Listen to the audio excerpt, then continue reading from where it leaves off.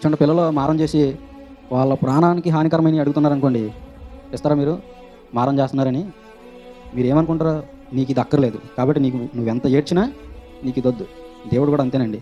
మనం మారం చేసి అడిగినంత మాత్రాన ఆయన ఏమి ఇచ్చేయడండి. మనకు అది అవసరమా, మన జీవితానికి బాగుగా ఉంటుందా లేదని ఆలోచించి దాన్ని మనకి ఇస్తారు. చాలామంది ఉద్యోగ విషయాల్లో ప్రార్థన చేసి ఇక నీరసించిపోయి వదిలేస్తారండి.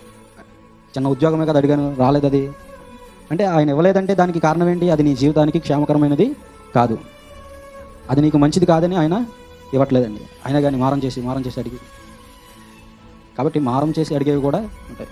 అసలు మారం చేసి అడగండి, ప్రభువా నా భర్త బాప్తిస్మము, నా కుటుంబము నిత్యము నీ సన్నిధిలో ఉండాలయ్యా అని మారం చేసి ఈ అడుగుతారండి. మారం చేసి లోక విషయాలు ఏదైనా మనము అడుగుతాం మారం చేసి.